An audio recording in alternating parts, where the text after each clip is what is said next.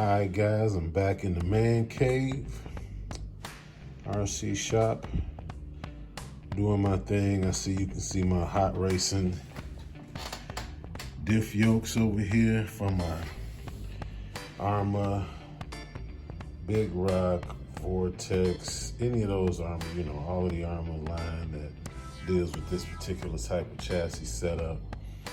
Even the 4S line uses these. It took me a little while to get back to you guys because of the fact that not only am I doing a video about upgrade parts, and there's some issues that I was having at the time with parts availability. Those issues are gone, but let's just be real. These parts are not cheap. I'm not trying to be negative, so I just want to point out, we know that the Big Rock 6S is out, and spoiler alert, you buy one of these and then you do all those upgrades, you might as well be patient, save your money, grab your Big Rock 6S. Unless you just have space issues, in which case there are some things that I've discovered that are probably going to be relevant. But the reason I had to get these was because back here, when you try to turn this, we all know they bind. I can't even turn it. I can't turn it right now. There we go. But you gotta kind of fight it. It'll go smooth for a while until it gets to that bind point. Then it gets to there, and then there you have it. You gotta fight to get through. I'm not gonna look at my finger and denting it trying to turn that. So anyway, that lets you know I was pushing. So the answer is this. I put metal gears in here. I thought maybe the metal gear setup might be okay, but in reality, this is the problem.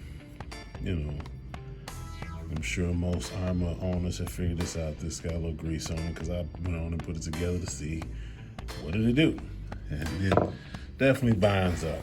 So now that I've changed that, you can look at this one.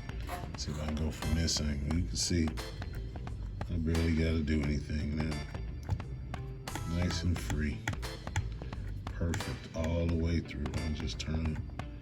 Just turn it. Just turn it. Just turn it. See? No dent in my finger. So it's free.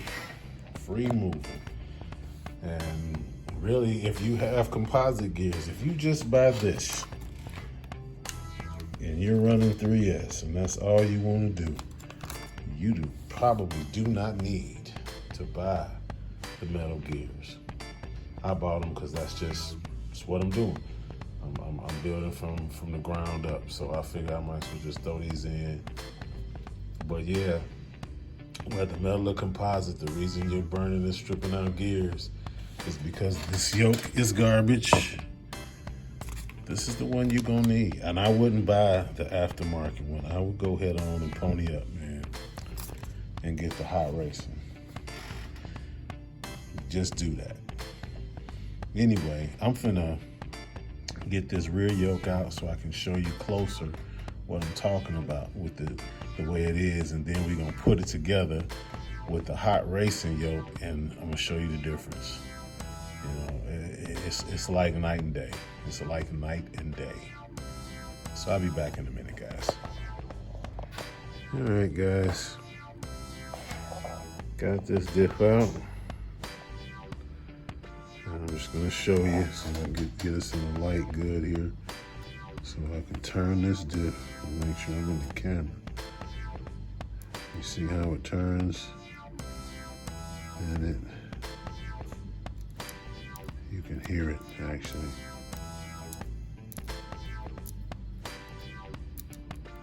Right in there. That's where it is. And it's nothing like in here. That's what it should sound like. This is problematic. There's a little grease on here. But even with the grease on here, hear it. That's what it should sound like. Nice and quiet, but you get it here. And that's this yoke, guys. That's this yoke. So that's the circumstance that I'm dealing with. And like I said, this is the answer. We're gonna now switch things up. So I'm gonna break away again and switch that stuff up and let you check that out. So hang on, guys, be right back. Now, just for the sake of letting you guys know what comes in the pack, obviously you're gonna get these two sides, and you're gonna get another set of screws. Don't forget your Loctite. And just something I wanted to share for guys, I've been hearing a lot about in reviews about people having a hard time putting these together. I'm just gonna do a little trick I tried with the first one. It seemed to work pretty good, so I'm gonna do it here.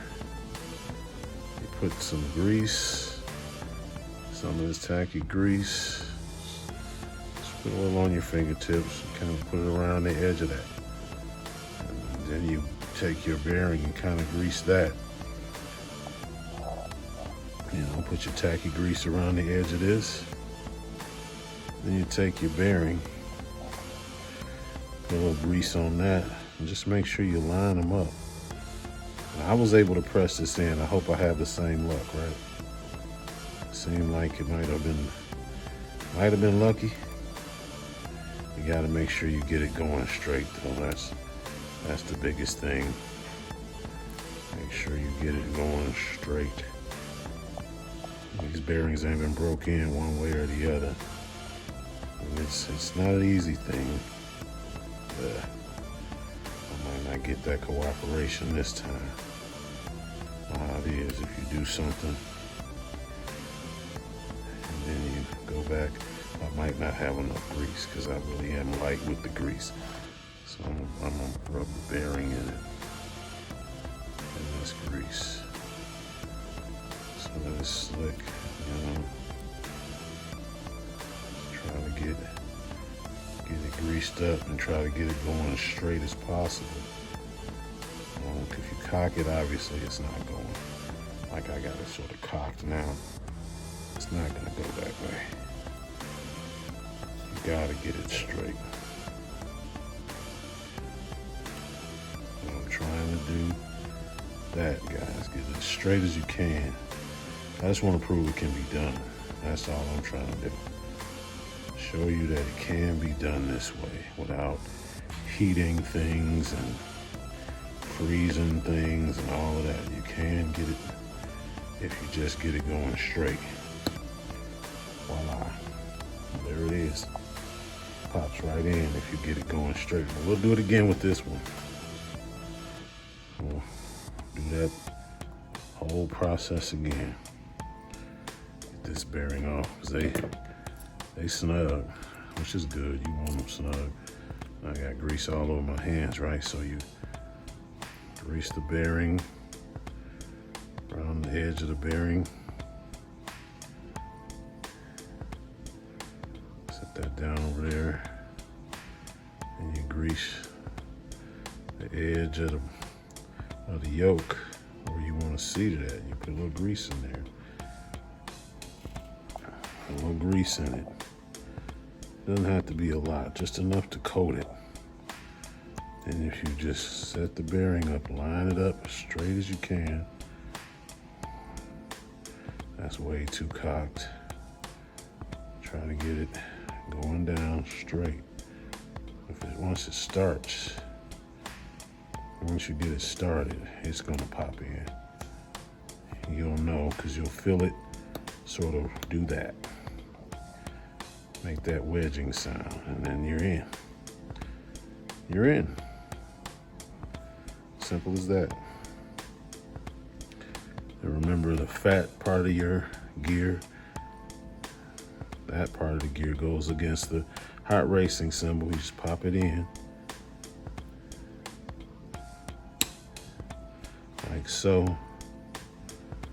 Grab this guy over here. line your bearings up so that it seats properly. It's important. You might hear my dryer stopping in the background, you know. Man cave in the laundry room. You know how we have to do this man cave thing? We gotta get it where we can get it at. So, and then you just drop the other part on there.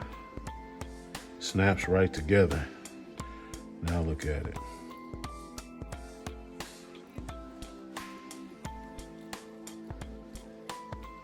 No bind. No bind. So I put a lot of grease on this one. Front one, I probably should have put more grease, but I'll get a chance because I got a feeling I'm gonna disassemble this again when I gotta put the, see how easy it is to move now? Just to put grease on it. I barely have to push it now. Beautiful thing, that's what you want. That's what you want. Making a mess with this grease, guys. Everywhere but where I want it, right? It's all right though, because once we got it on here, we're good. And so now, got my grease on there, spin it. It's gonna spread out and even out. We're not worried about that. Grab you some Loctite. Some on your screw.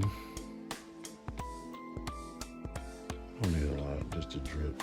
I know people be like, let's let it dry, but ain't gonna worry about that. Not gonna worry about it. And just put it in the spot, the indented side. You can run this screw in. I was able to tighten it up completely, you know. I didn't have to make an adjustment or anything. Not to say they're all gonna be that way. They may not. But the front one was like that. No bind. No bind here, still. Beautiful thing. So now we get the other screw out of here. That's what happens when you grease up everything and then you're still trying to work with everything. It's not as easy. Get you a drop of Loctite.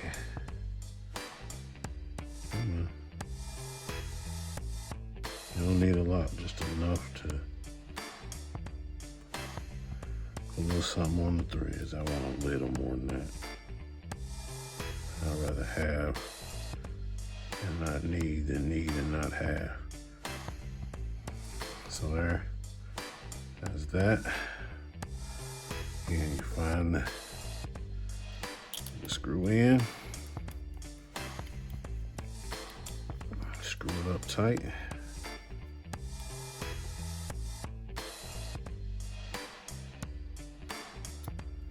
Make sure things are still moving. And we're still moving. No bind, guys, no bind. No bind, that's what you want. When you drop it in, it just falls into place. I mean, it's not rocket science. And there you are. Seat everything back up. And you're good to go. Yeah. And that's your answer to that problem, gang. You get the hot racing. Here's the label for the part number. Get this. Even if you have composite gears, buy that. Before you even investigate the metal gears, buy that. I believe you won't even need the metal gears if you do that. And put everything, it'll put everything right. It'll set your mesh right and everything. Sometimes they need a little adjustment, but I'm fortunate. I don't have to make any adjustments. I'm good. It's nice and smooth. I can reach in this hole where you can barely reach in. and I can turn the gear, and it's gonna turn. It's not binding. I don't have to grip it and fight it. None of that. None of that. It's not putting dents in my fingers like it was before. Just shove it along. It's easy. That's how you want it. Anyway, this is TKS Hobby. Hope I showed you something that helps you out. And remember, if you ain't crashing, you ain't bashing. Don't forget to like and subscribe. And you guys have a great holiday season. I don't know how many videos I'm gonna get up during this holiday season, you know, and especially with this build, because like I said, you gotta save up for parts, and I'm not, you know, I'm RCing on a budget, so it is what it is. Anyway, like I said, this is TKS Hobby saying be blessed. Signing out.